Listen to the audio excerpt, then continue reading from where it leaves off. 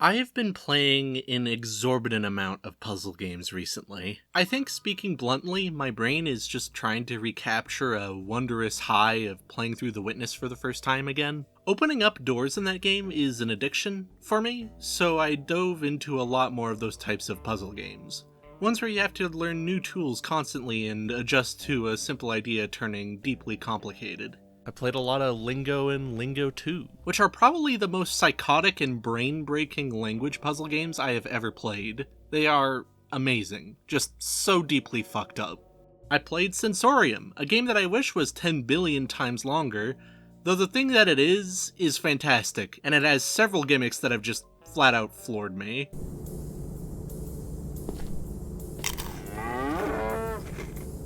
I replayed Antechamber, a game that rewired my brain when I first played it by being frankly revolutionary with how it handled its impossible geometry.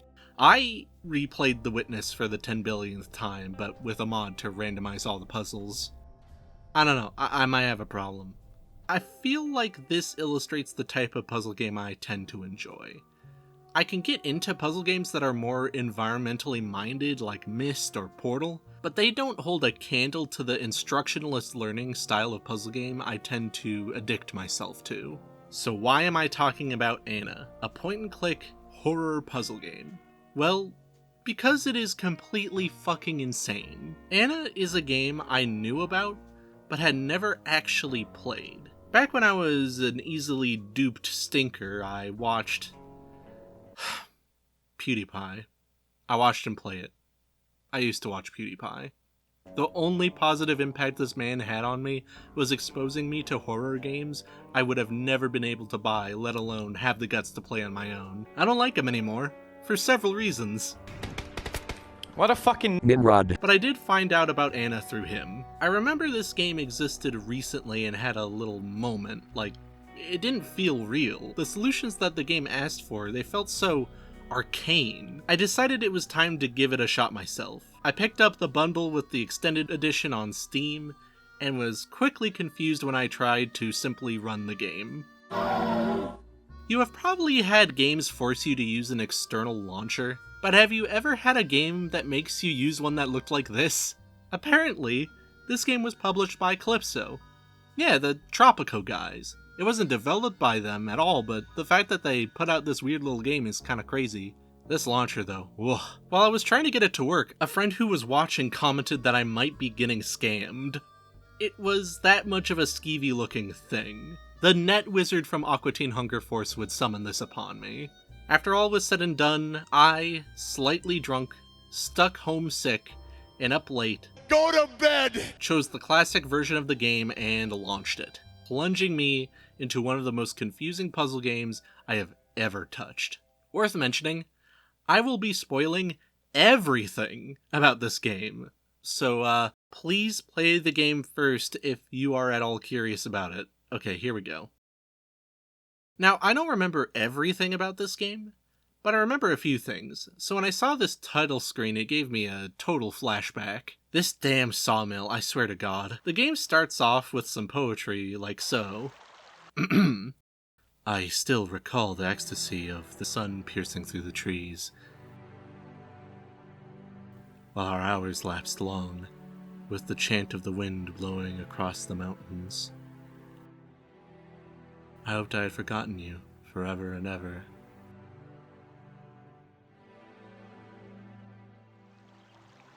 Anna, I love.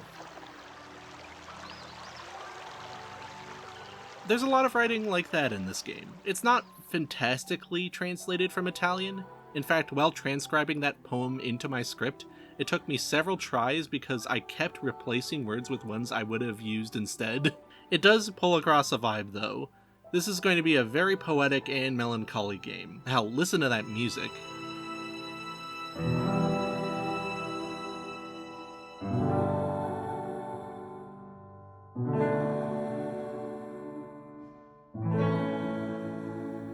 I like the soundtrack of this game. A lot of whimsical and sad sounding stuff. It creates such a great ambience, I enjoy it a lot. So after getting bloom filtered right in the face, you get more information about why you're even here. It's the house that keeps appearing in my nightmares. No doubts. I could count each individual crevice. How did I end up here anyways? I feel as if I had walked here in trance. But I'm beyond the gates by now. I must find out why I keep dreaming of her. I am in dire need of answers. Alright, intriguing enough. We found the place that we've been having recurring dreams about. Let's take a look at our surroundings. We have this eye symbol above the main door, and a lot of nature around to examine, use, or pick up. A creek with a mud-filled blockage, a pile of stones, a pile of pine cones, a big old tree. I find a branch on the ground and a little rock, of which my character comments on it being pretty good for chasing away small animals, which, I mean, that's probably true, but what?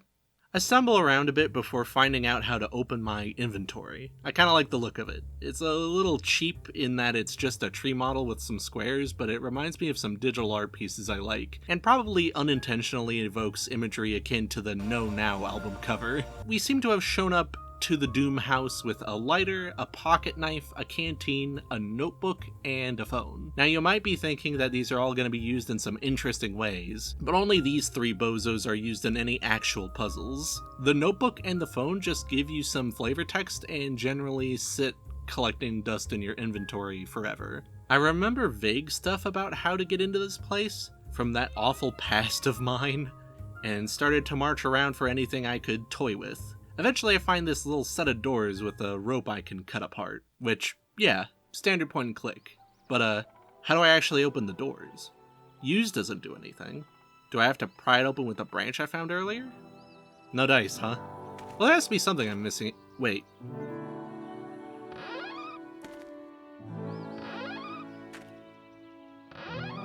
So, okay, this game lets you physics around with some objects very selectively with your right click.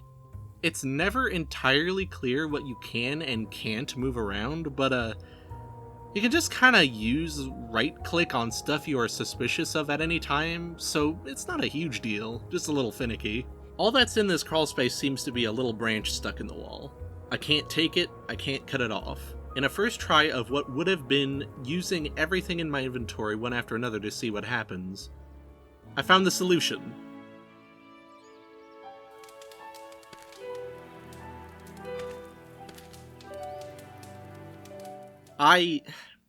Okay. There is a game design book I read every now and then, and it contains a term I find very useful. There is a video game I forgot the name of, and the solution to a puzzle of needing a fake mustache for a disguise within said game is putting a piece of tape on a hole on a fence and waiting for a cat to squeeze through it so its fur gets stuck on the tape and becomes a fake mustache. These types of puzzles are not intuitive. The disconnect seems to usually happen when the developer thinks of a super clever solution to a problem, but forgets that they aren't writing for a character in a show who just knows to do it. They are instead supposed to be writing for a player who has to also figure that shit out for themselves. This branch puzzle here isn't the most cat mustache thing ever, though I would argue it's even more nuts. This isn't even based on the question of, what is a clever solution to my problem? This is just an insane thing to do, and I as the player would have not had any reason to even attempt to burn this branch. Finding the solution was completely trial and error, and I had no idea what I was even trying to solve in the first place. Apparently the problem was it was too dark.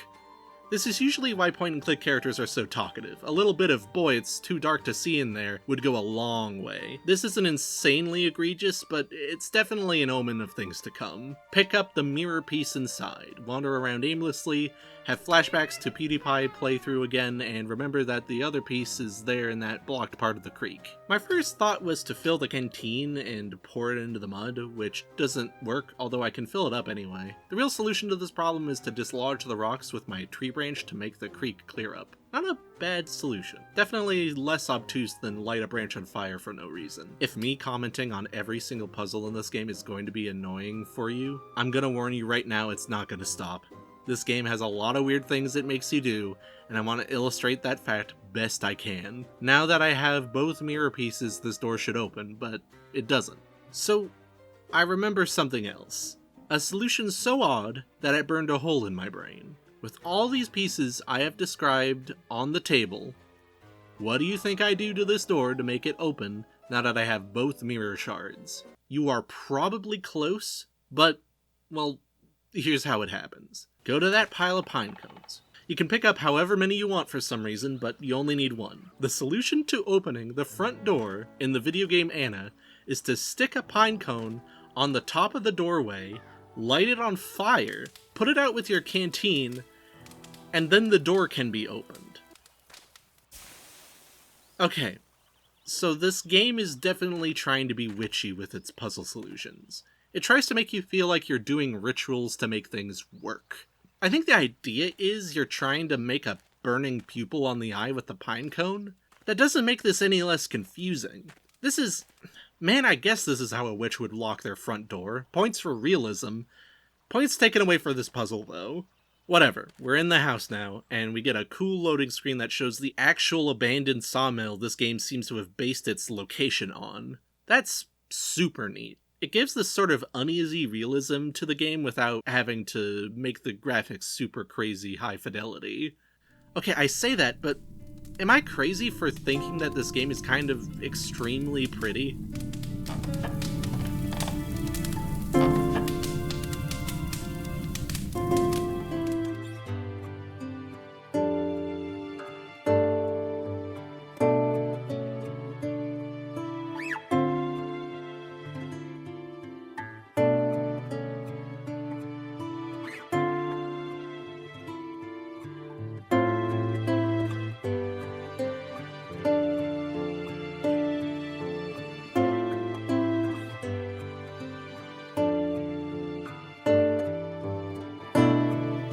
It might be the music being super sentimental right now, but I think this looks great despite the fidelity being low. I am a sucker for amazing lighting engines in games that aren't super high poly count. As we mill around the mill, we get a few hints that we might not be entirely alone. The plant on the table has not died somehow, the stove has a fire going, and sometimes we hear some freaky ass sound effects that keep you on your toes.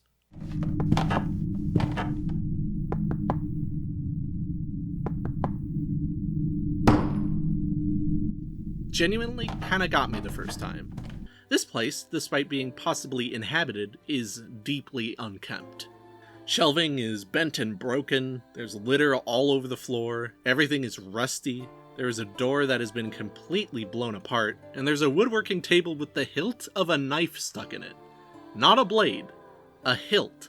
Someone jammed a hilt into a table and in turn broke the table. Genuinely striking imagery. I used my branch to smack it free, leading to a super crunchy sound effect and a little voice echoing through the walls and halls. They weep. Every night, they weep. You get a few of these throughout the game's playtime. They really sell how haunted this place is. You can't really tell sometimes if they're speaking to you directly or if it's just some past tense conversation, but it's a fun game to figure out which lines might be which. I checked the front door out of curiosity. Jammed completely. Uh-oh. There's a door covered in a sigil of eyes that is totally locked. But the broken door is manipulatable, and with some finagling you can go inside. Moving doors in this game is obnoxious. It's a lot of fighting against a really simple hinge. If you pick a space and grab it there's no leeway. You must move it across the way it would go, or else it'll flip the fuck out. I get the effect that they're going for, but it would have been so much better for you to just be able to use it and open it with a little animation or something. So, I love this broken room. The floor has been ripped apart somehow, revealing a stagnant pool of water. A single candle illuminates the space, along with a completely bizarre cubbyhole in the wall with a pinhole in it bringing light in. The main character refers to this as a completely regular notch, but something about how intentionally built it looks while still being completely inexplicable really creeps me out. I love architectural strangeness like this, even in small ways. Something being intentionally built a certain confusing way will always be scarier to me than something being just blatantly non-Euclidean. After a while of fucking with the eye door, I get a visit.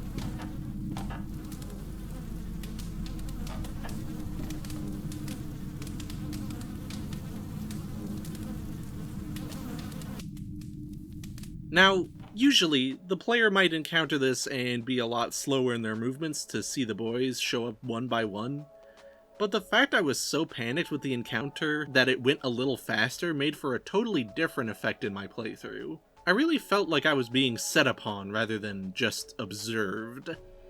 That encounter did draw my attention to this hatch in the ground though, probably important. I found some sawdust in a big basin and tried to fill up my canteen with it. Didn't work, though I can examine the sawdust for some reason. There's this cool little prayer rug over here with plant pots next to a filled-in window.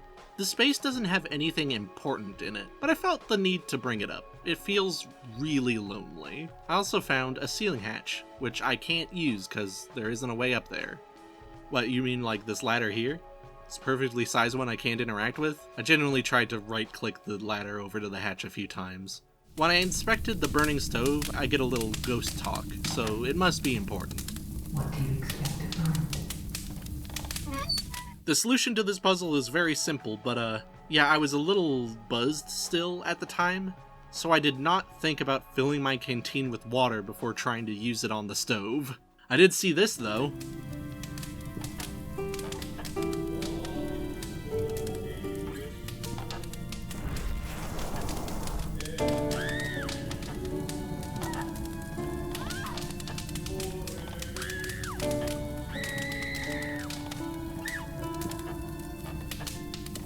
I know those were obvious stock screams, but this moment threw me for such a big loop, genuinely surreal. I tried putting my bone hilt on my normal knife, but that normal knife ain't built for a bone hilt. I then finally figured out how a canteen works and put out the fire.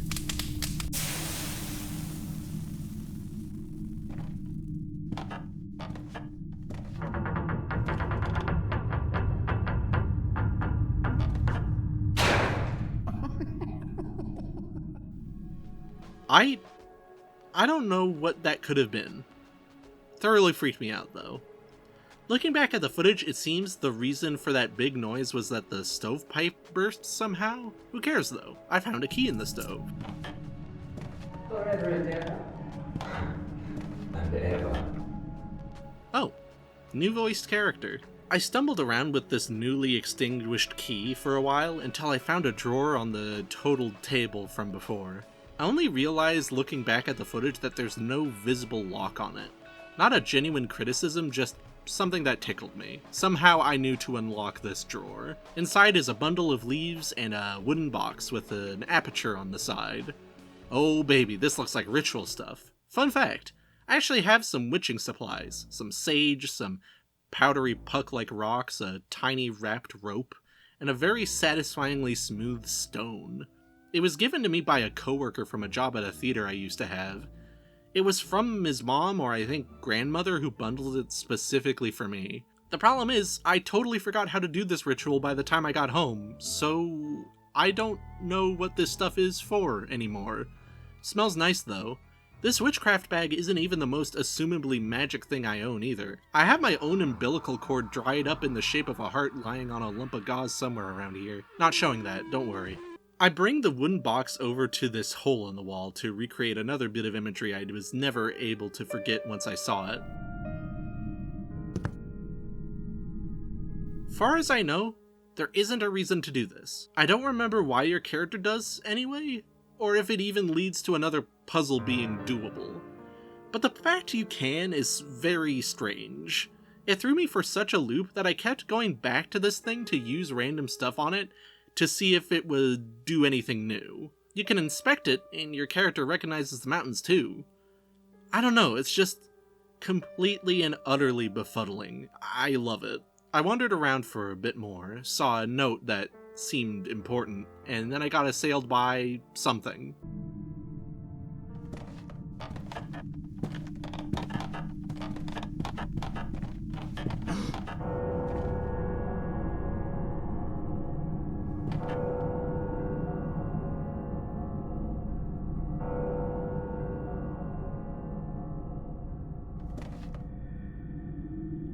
Alright, so, after enough blatant hauntings, the house turns evil.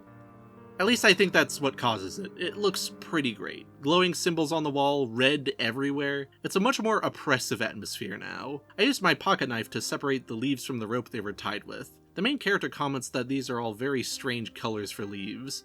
I like how specific it gets, like how he mentions the golden one doesn't seem gilded, it's just like that. I noticed there were 5 eyes and 5 leaves, so I tried to use them all on the door to no avail. After wandering around even more, not knowing what the hell to do, I found out what the next step it was and got a little annoyed. You have to physics this specific pile of boards around and find a blade under it. I don't like that. I know the game insinuates you can do physics stuff to most things, but I didn't think it would go this deep. Should have given me more things to play with so I would know to look under this pile of garbage. I made a ritual dagger out of the blade and the bone hilt. They still exist. They are within me.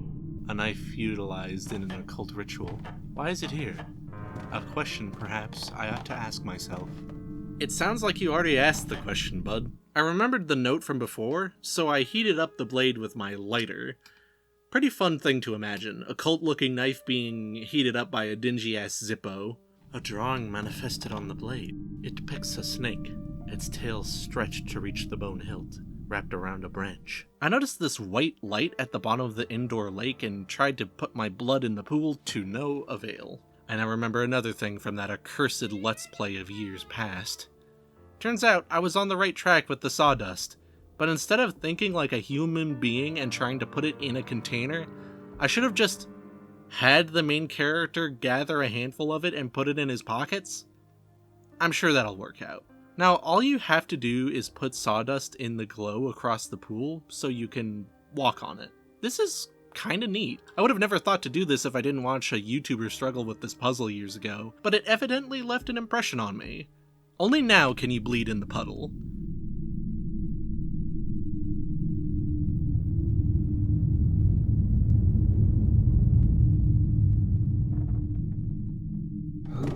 Who are you?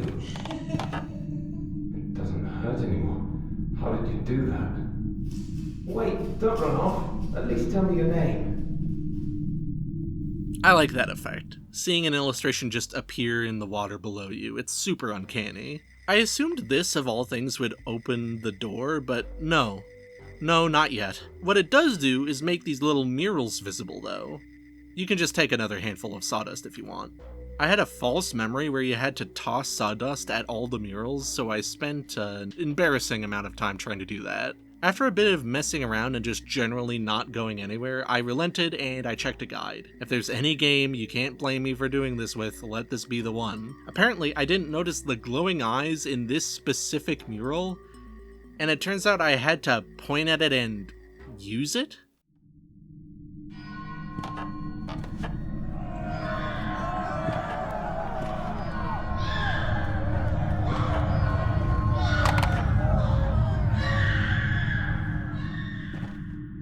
Why aren't you eating? I'm not hungry. You're behaving strangely. Has something happened? I'm just not hungry, that's all. Alright.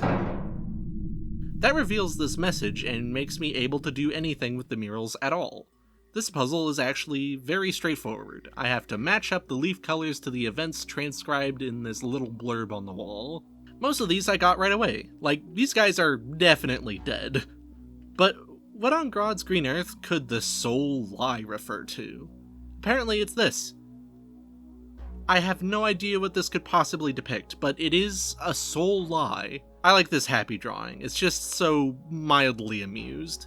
Now the door's open, but let's take a look at those murals again. There's definitely a story going on. I think someone got run out of town, probably the titular Anna, and she had to isolate herself in this cabin we are now walking through. Thing is, apparently a lot of people died because of this, I assume? And she might also be dead because someone stabbed her with a crucifix? I think also? Plus, like I commented before, the people were happy about some twins. I don't know. It's all muddy right now, but maybe we will understand later. It opens now. Who the heck might have painted eyes on the door? Youngsters these days. Yeah, buddy. Definitely the youngsters. I enter this oppressively dark room and this happens.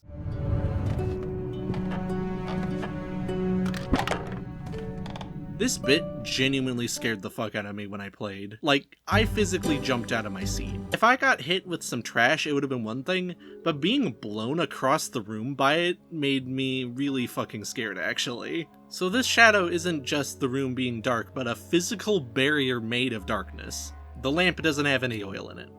I find some oil right behind me. The lamp have oil in it. One last mural. Some off-putting divots in the floor, and a sack of plant food? Never know when you might need plant food. I used some cultist ingenuity to heat up the blade again and stab the mural child, which results in...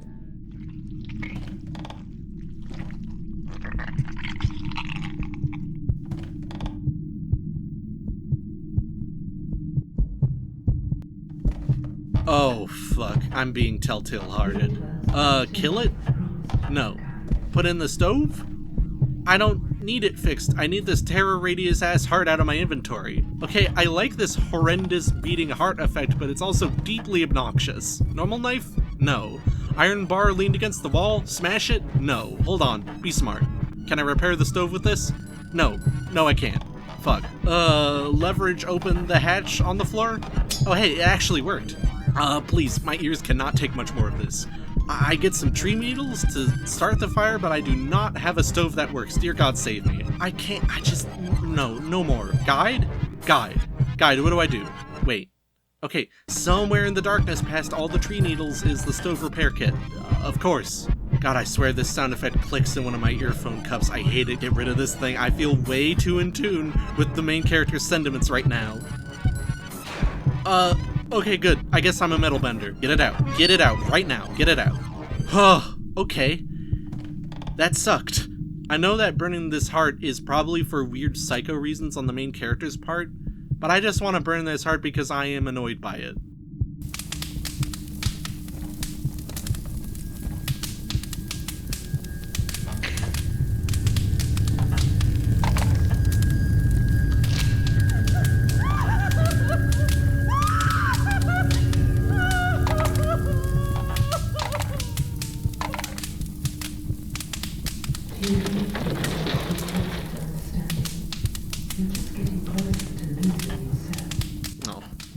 Now I feel like a dick. The attic just opened. I guess I will leave this thing to cook. Ignore the achievements, all of them are confusingly silly names. I hate it when horror games do this, totally messes with the vibe.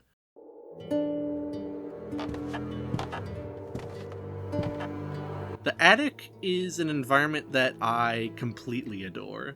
It feels so... Well, let me just paint you the picture. We have this hanger chair hybrid in the center of the room, roots growing through the goddamn ceiling, and masks on the wall. 3 of them.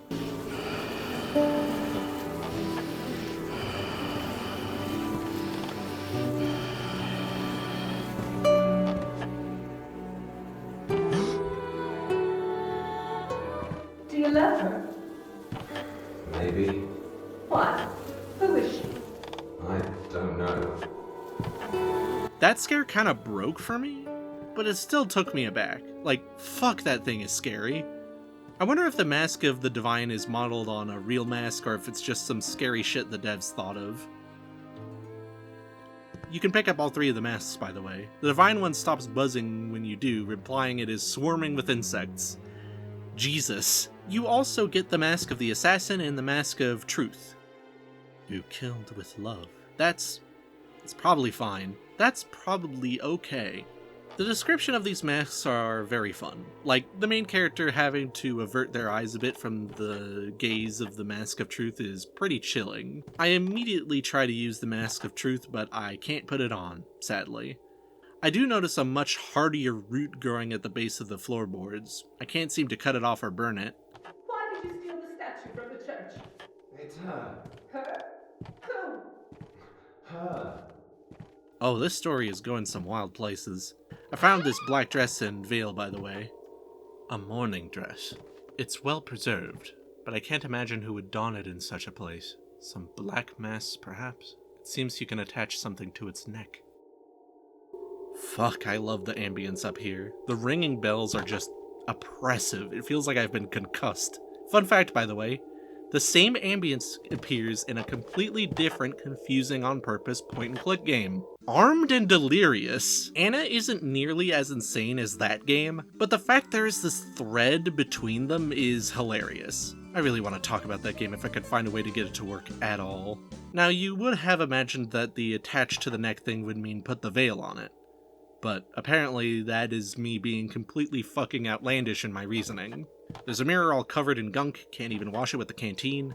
There's a perfectly square alcove in the wall. There's a chest I can't open. Why did you destroy it? You're obsessed. Look at you. Jesus. There's more roots. Used the plant food on it and it did something. Tell me! Why did you destroy it? You're not yourself anymore. Oh, something really bad happened here. There's a symbol that the game says is a portrait of some divine being. It looks pretty divine, I guess. Here is an archaic portrayal of a deity, of some divine being. It belongs to the age during which gods and men breathe the same air.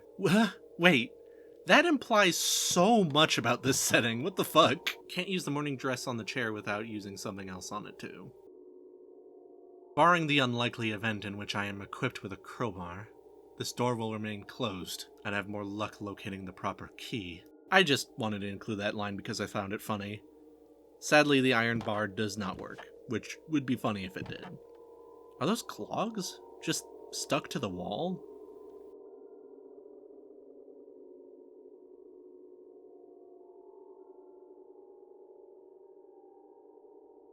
Okay, I realize now why the attic affects me so much.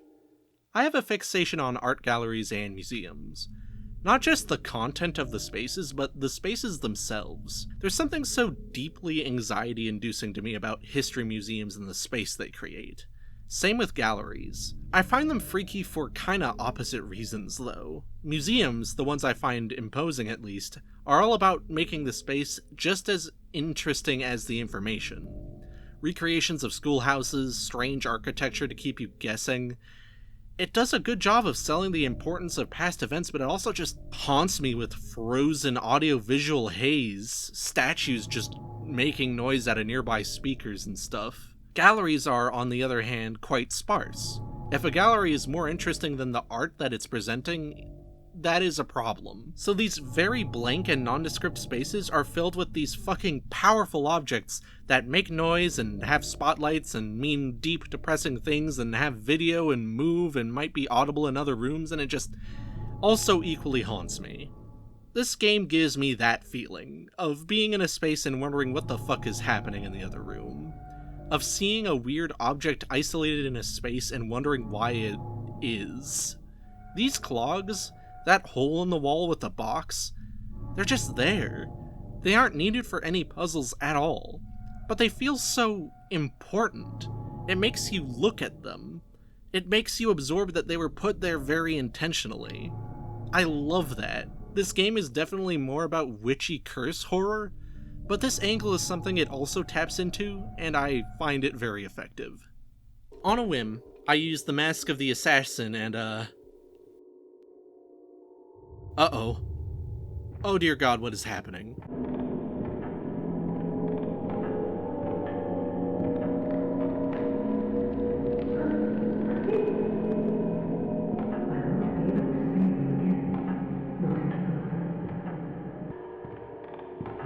I can see myself, here and now, for the first time since I met you.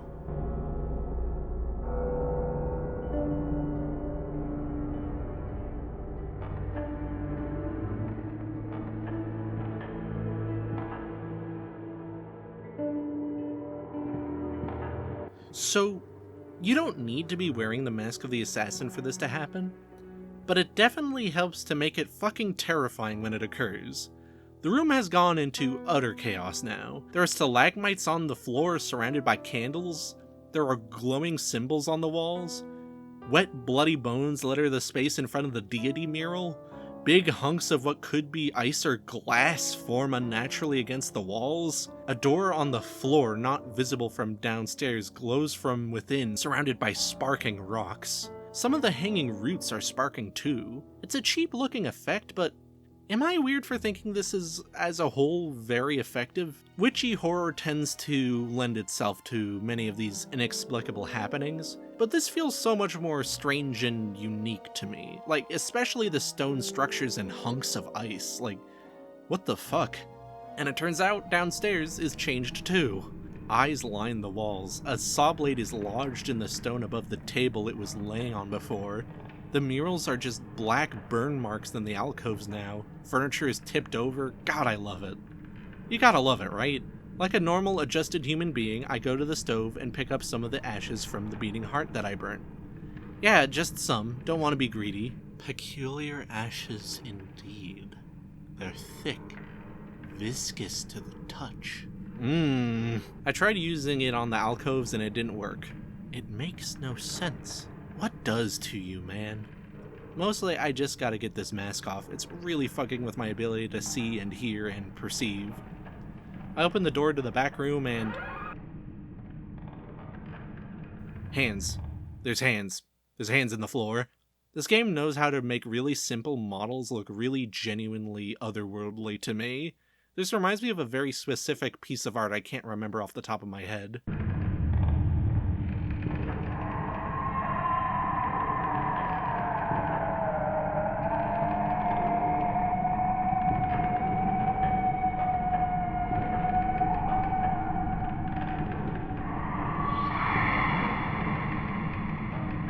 Jesus!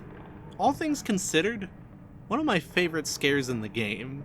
It's so simple, but the sound it makes, and that it just happens with almost zero fanfare, the fact it sits still for a while before sliding towards you, I don't know if it was a choice for it to be not animated or if it was a limitation, but it leads to a perfectly surreal moment you can totally miss. I love that these chairs are stacked up. It reminds me of that one lady from LSD Dream Emulator. I trial and error around a little bit trying to find what could combine with this damn dress, and it's the Mask of Divinity. Of course it is. I am beginning to fear my actions. I suddenly imagine it rising up and strangling the life from my body. I'm starting to fear your actions too, man. I use it on the chair and... oh god. Oh god, I hate it. Like, I know they are just turning the model to face you, but it looks so fucking scary.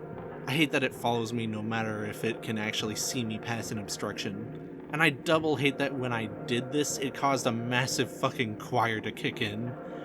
I love it, but I also hate it. Dear God. When this thing shows up, it is an impressive presence. I am deeply afraid that it's just here now and I can't do anything about it.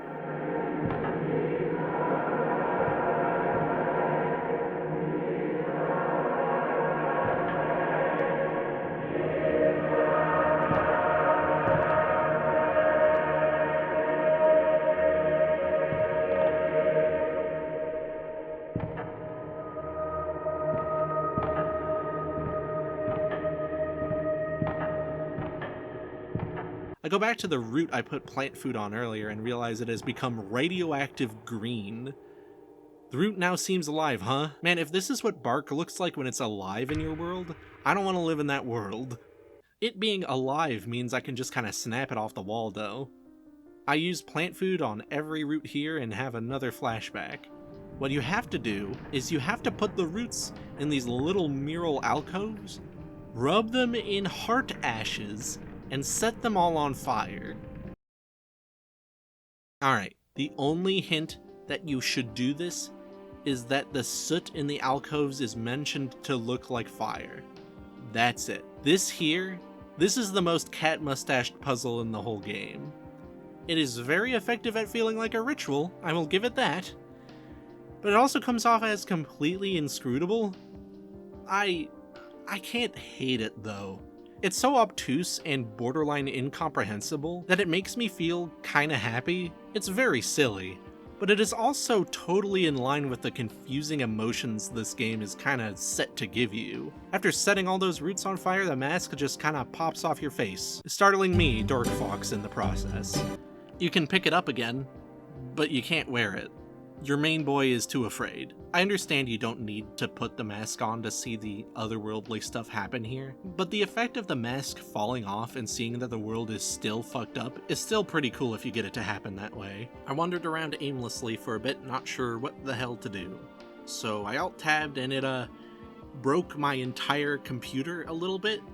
It made my whole screen black and I had to restart my whole damn PC. Uh-oh. Once I restarted, I had to do a lot of the shit I lost progress on, but then I returned back to where I was, with a guide in hand, because where I was at was a total dead end even without the crash. I had apparently completely missed that this one random alcove in the wall has an indent in it. When I think about it, it's cool that it was specifically the one that had the sacrifice mural in it before, but I would have not known to check for a barely visible concave on this thing. I shove the mask in.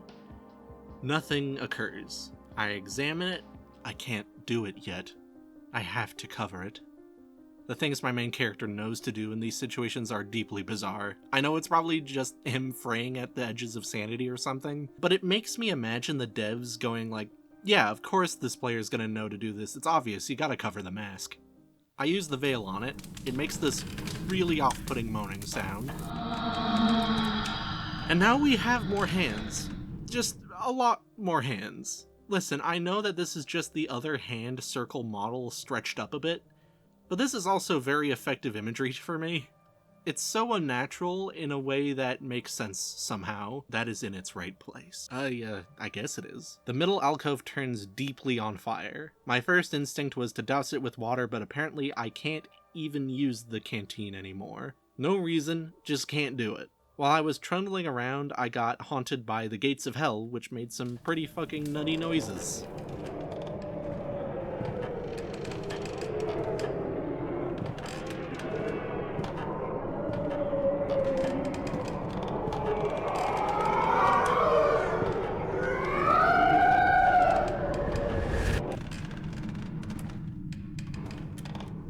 The sound design in this game is very good.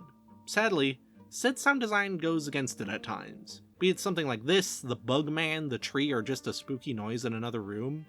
You hear this noise.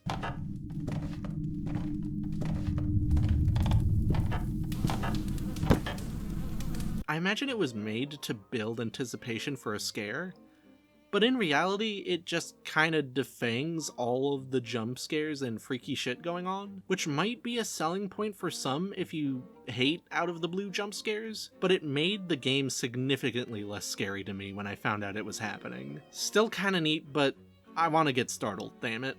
I went back to the attic after reading the guide more and realized I can just smack the chest with my metal bar to open it. Would have never known, honestly. Inside is a pretty freaky little ball of moss and twigs with a seed packet in the middle, as if the seeds started growing out of the bag while in captivity. Apparently, what I have to do is throw the seeds in the pool. Again, no idea how I would assume that, but it's a bit more logical than the other things we've seen in a while.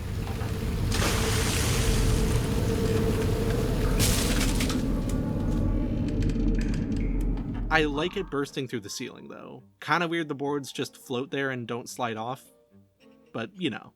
Funnily enough, wherever the boards rest persists between loading zones. The spot the boards land will be the place they stay for the rest of the game. It's really odd. Now there's a baby-shaped plant upstairs that cries at you. Naturally, you can pluck the leaves off of it and you can stab it with the hot knife.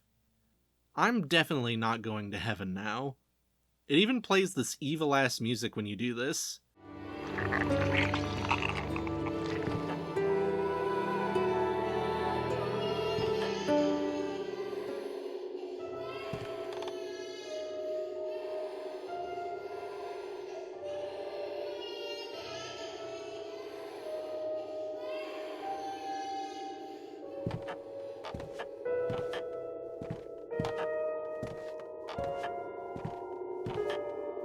I had missed that the fire root downstairs was just cosmetic, and I was supposed to pick up this tiny bowl that the fire made, because I burned a few roots with child heart ash. I put plant blood in the bowl, and get confused.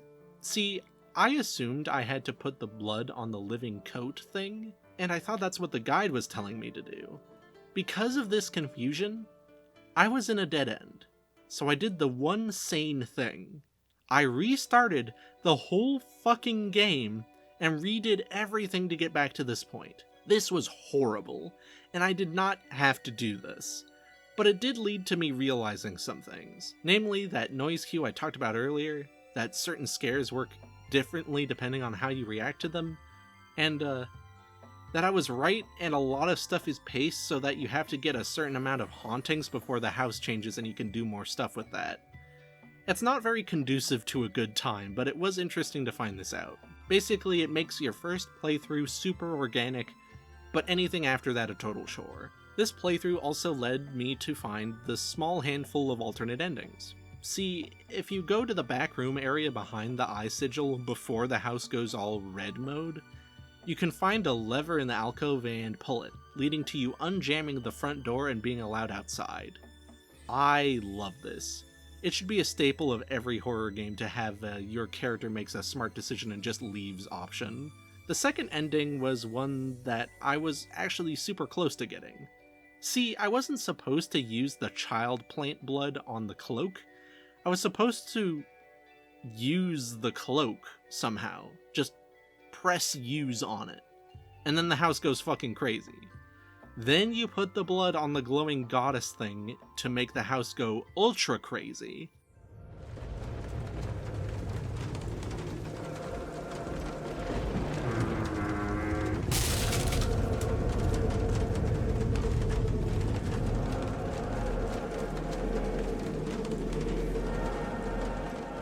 This gives you an opportunity to leave out the balcony door, and if you do, this happens.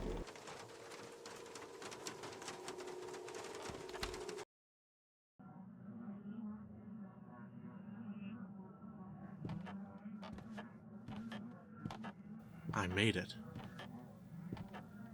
How strange is the forest tonight? It's thrilling me. Maybe I feel so bad because of what I've just discovered in there.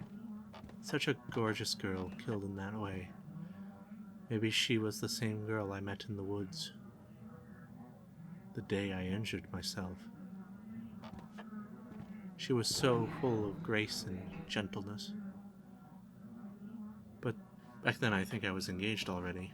I can't even remember to whom. It is hard not to think about you even now. I see red flames.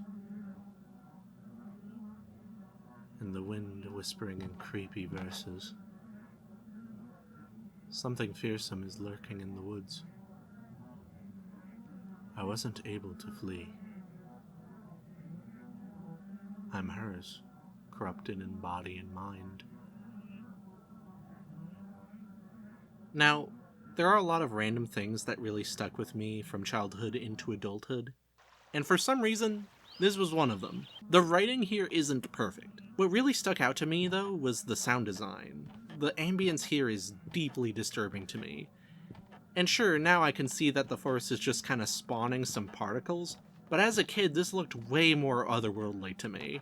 I swore they were dancing around in the darkness. The idea that the madness had leaked out of the house and into the world outside, it was really affecting to me as a kid. Nowadays, this is just kinda alright, but it is a fun middle ground between the other endings. The true ending takes one last push compared to the others. Once you cause an earthquake by putting blood on a mural, and once rain starts hitting the roof like hail, you have to travel over to that door in the floor and actually go through it using the key you got. And once you do, you are plunged into the earth. This area is a major detour in aesthetics from the rest of the game, but it fits somehow, probably because it still looks like Skyrim. You then come face to face with my least favorite puzzle in the entire game.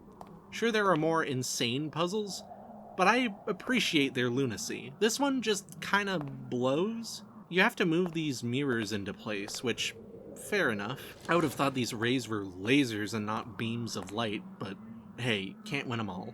For some reason, the Mask of Divinity is returned to your inventory. This is a hint as to what you have to do. You gotta use these two masks to change the colors of the lasers? Alright, fine. I turned them into the portal colors and it didn't do anything. Then I found out that if you take the masks off the mirrors and put them back on, it cycles the colors that the mirrors make. I don't know why, but it does. After enough fiddling, I found that you have to just put the masks on and off the mirrors until the colors don't change anymore. And then you use the Mask of Truth on the center one and it beats the puzzle. Okay, the other puzzles were a bit arbitrary, but they felt like witchcraft. This just feels like nothing. It has the cadence of a more just do stuff till it works puzzle, like Chuchel has, but as opaque as one of those shittier puzzles from Myst. It just doesn't work. I like the idea though, making a beam of light to walk across kind of mirroring the puddle in the side room of the house. There's just not good execution in this at all. After passing another eye sigil, you see the murals come back and your main character kind of has a realization.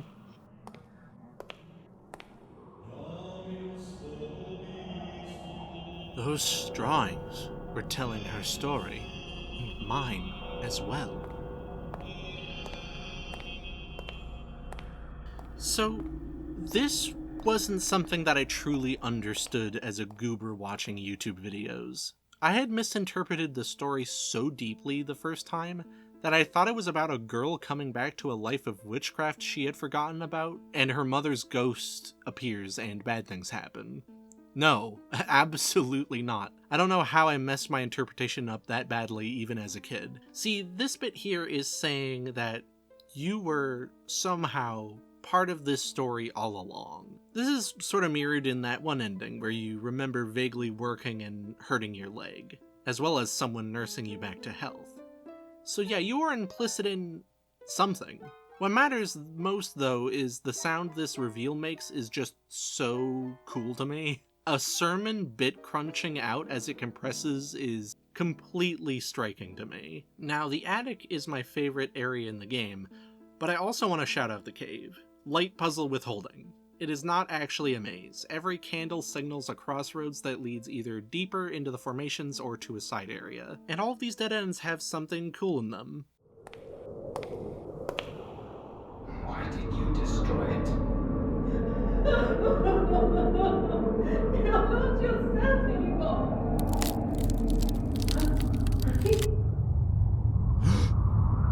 Oh no.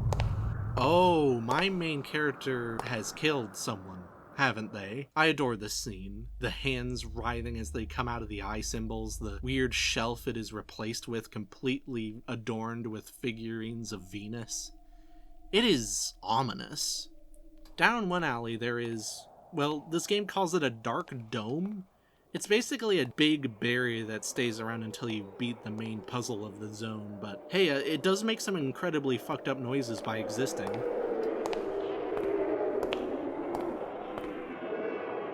There's a place where you see the furnace appear, and a humanoid form as well.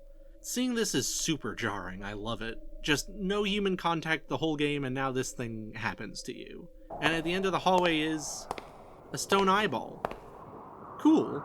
You do not desist. Don't you realize it is too late? I am into your womb. Where else can I go? My favorite thing to look at in this part of the game, though, is this.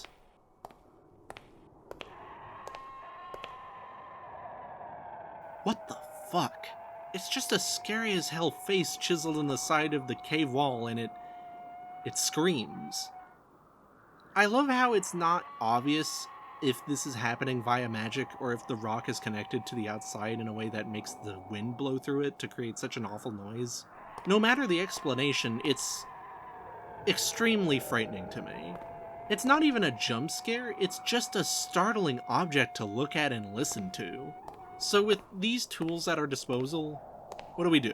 Well, obviously cut the stone eyeball out of its socket with your pocket knife. That is one strong pocket knife. Next logical step, feed the stone eye to the screaming visage to turn it into a real eyeball. I feel the warmth of thy pitying gaze upon my face.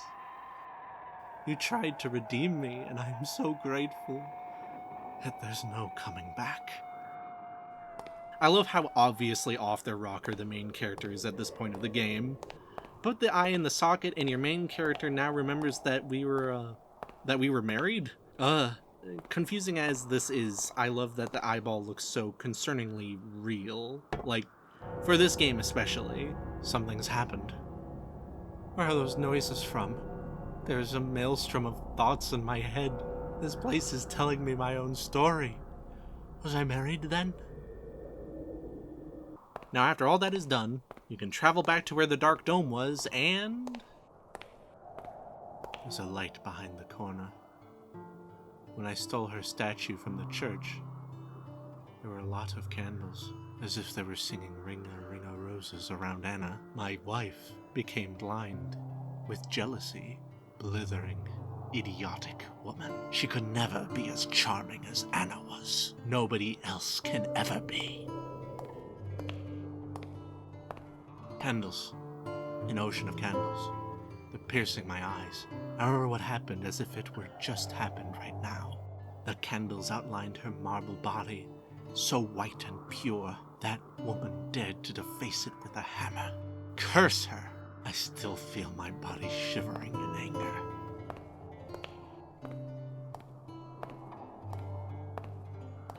I found you. My darlings. I had to do it. I should have. You were screaming. I could not bear it anymore. But I'm here for you now. And I'll protect you. Forever and ever.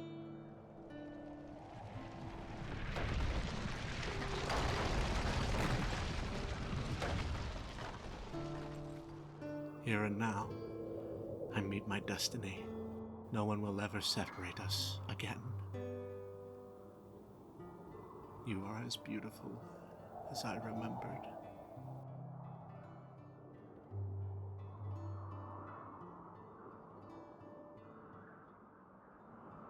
Now also, you are a part of me.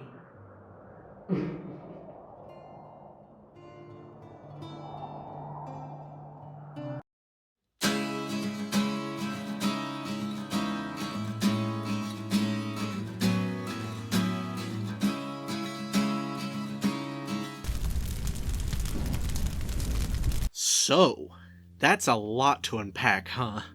Was Anna real? Was Anna a statue the whole time? Did my guy kill his children as well as his wife? Were those the twins I saw in the pond? Was Anna actually a witch? Why was she made into a statue for a church? The one definite thing I know is my character got really fixated on a person, got a statue of them, and killed his wife because she defaced said statue. That is at least what I absorbed. The story, as confusing as it has been, has had a really interesting angle. One that seems to inspect how a man can see a woman. I think it's really telling that our main character would kill his own wife, a flesh and blood human, in order to be closer to an inanimate object that he finds pretty. I like it. It could be better, but it gets the story idea across, and it's a story idea I find compelling. So, Anna. Let's talk about it as a whole. I feel like I could be a lot more mean to this game if I wanted to be.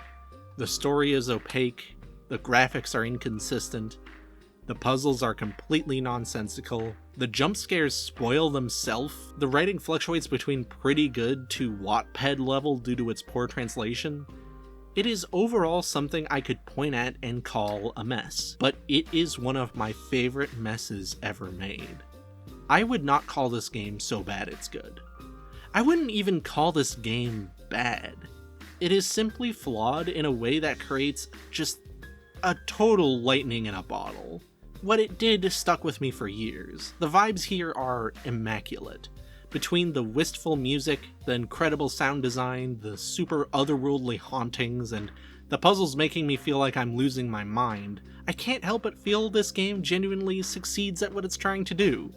It is a horror puzzle game where part of the horror is the fact that the puzzles are nuts. And on top of that, it has a very effective way of creating otherworldly spaces with very limited resources. In one sense, it could be seen as kitbashy or cheap looking, but in another breath, I can say this strange cheapness results in some truly wild imagery that sticks with you. I love games like this. It's like it doesn't care what I think and I'm simply intruding.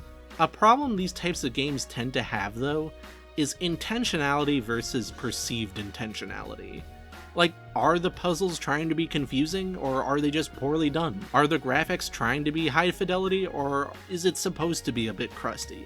I mention this as a problem, but honestly, I usually don't care.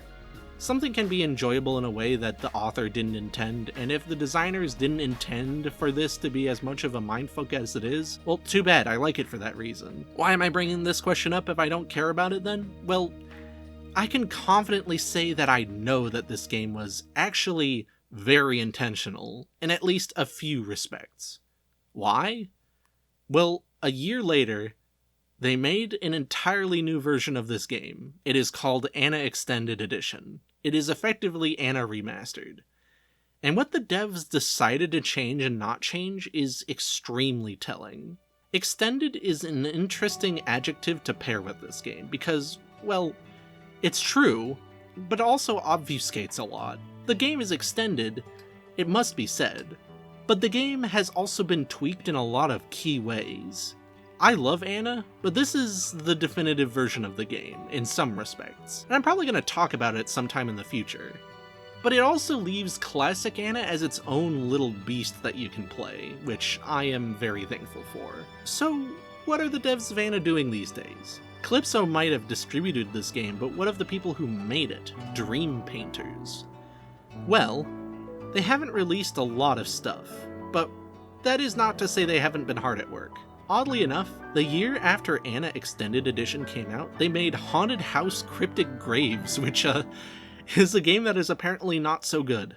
I haven't played it, but the fact it is made by the Anna devs makes me at least curious about it. I don't like how the human beings look, but dang, I don't know, maybe I will enjoy it more given I'm more attuned to the type of bonkers stuff this crew tends to do. Mostly, I just think it's funny that this game is a sequel, prequel, something-quill to the Haunted House game for Atari. I'm not even joking. Now, since they were on such a roll releasing 2 feature products in a year, the next year they made nothing. Oh, but then, the next year, they ended up making nothing. The next year, they made nothing. And nothing the next, and the next, and the next. Seriously, silence since 2014. Until several years pass and they announce a sequel to Anna named Nascence. It looks very cool. Like, we haven't seen much about it at all, just a trailer that says the game is gonna come out in 2020. And the website that has a more confirmed date of some time in 2025. It is going to be part of a trilogy of Anna games. God, that is an embarrassment of riches for me in specific. Bottom line, I want to play the hell out of Nascence when it comes out. I don't know how big the Anna fandom could possibly be, but what I do know is a sequel to Anna is almost entirely a pipe dream I have had in the past, so hearing it's actually going to happen in the real world is capital C crazy. I hope that when it comes out it's just as cryptic and strange as the original. So yeah, hope you enjoyed my descent into a crazy puzzle game. I'm looking forward to seeing how people react to how nuts this game is. If you enjoyed and want to support me, I got a silly Ko-Fi. Money makes me go faster. The more supporters I get, the more I can treat this as a full-time job in the future, so I can make more stuff. See y'all next time. Remember to not murder your partner because they smashed your smoking hot statue, babe. It's a rookie mistake.